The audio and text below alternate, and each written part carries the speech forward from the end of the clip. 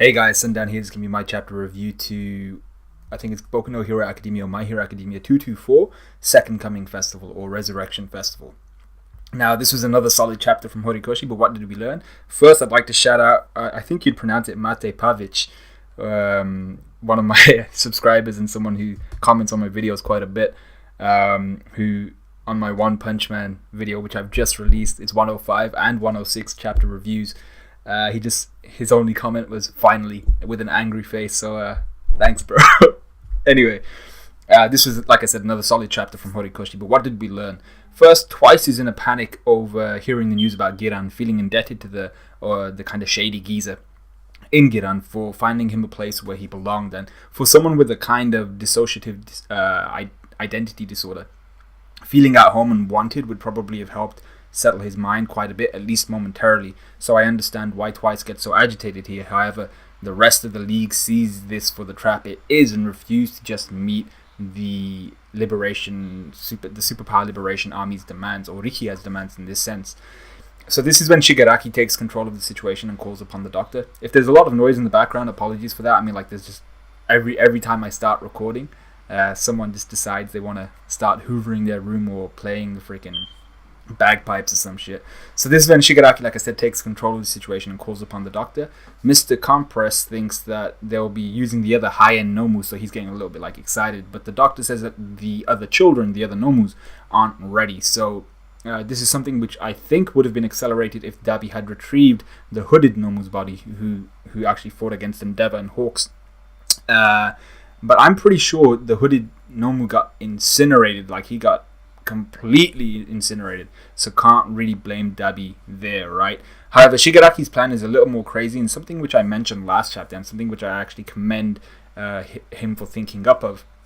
He wants the doctor to teleport them over to where Dabi is, which is somewhere on the border of Mie and the Shiga prefectures.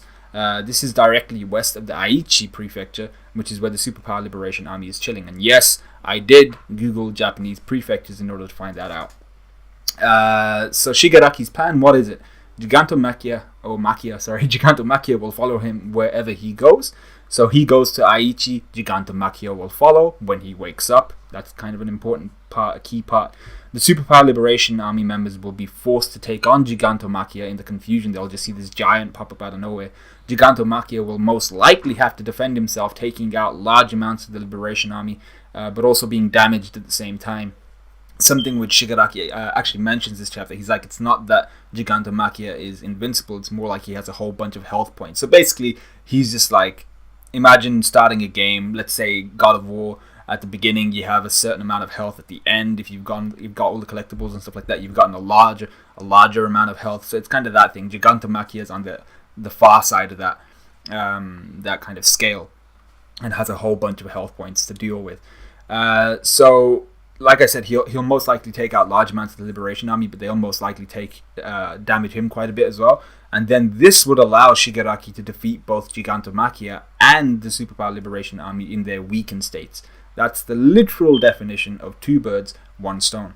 So the squad rolls up to Aichi, Dabi included, in a very nice double spread. It's going to be my thumbnail for this video.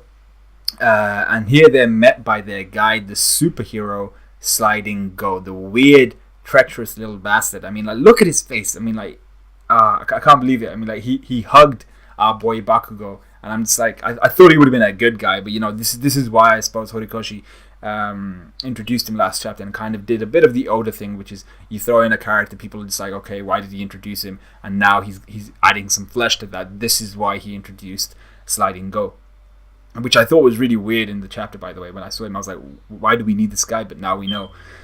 He, Sliding Go, leads them to Deika City, which we find out has been 90% taken over essentially by the Liberation Army, with residents and even heroes in the city swearing fealty to the Liberation's cause. Here our heroes are met by Hanabata, the leader of the Heartseeker political party, I think it was called, and Kizuki, who's the executive director of Shueisha in this world, which is a publishing company. So, with a very brief introduction, people within the city begin a very sudden attack on the League of Villains, with Twice pissed that they didn't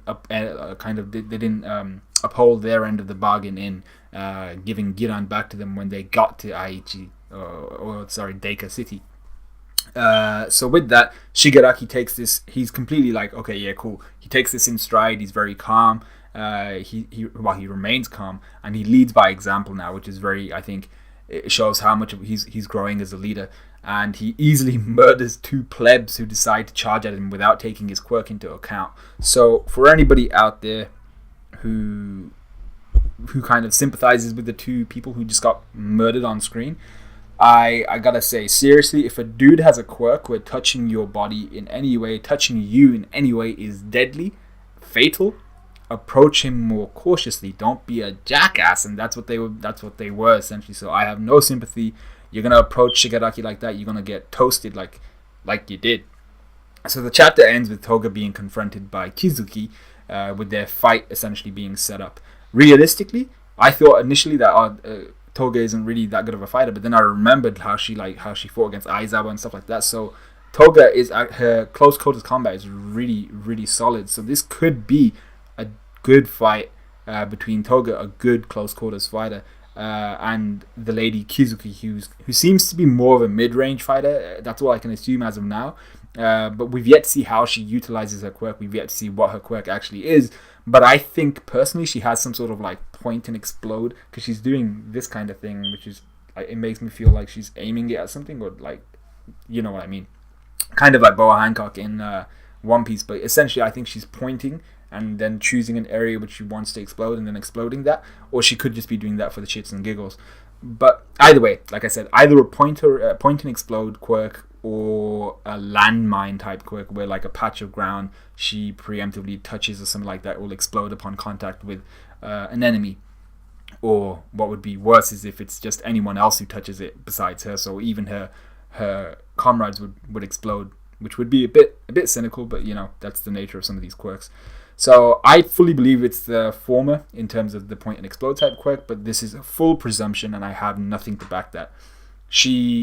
What's her name, Kizuki, she might be incredibly creative with whatever her quirk's usage is, so this should be interesting to say the least. I hope she's powerful, because I don't just want these like jobbers really being the superpower liberation army's executives essentially. I want these guys to be powerful and worth defeating. So it's an hour and a bit from when Gigantomachia will show up, which is very key information. Do we have to add transport time, or will the doctor teleport Gigantomachia right to where this situation is unfolding? Because if Gigantomachia wakes up, sees that Shigaraki and company aren't there, he's like, okay, I know where he is, I can smell his ass, he's all the way in Aichi. It's not like he's going to run all the way there and be there in time. So it'll probably take him about a half hour. We don't know where they started off to begin with. So I'm hoping Gigantomachia will wake up, realize no one's there, and then the doctor will teleport him over, and you know, then the situation unfolds from there. And that would definitely help out our heroes in this situation a lot more. The element of surprise butt sex is always an advantage no matter where you are. So that's my review for this chapter. That's my take on it and all that good stuff. Let me know what you guys thought of the chapter. That's all of my reviews for this weekend done, and the process will just repeat next week. So I'll see you guys definitely in a bit.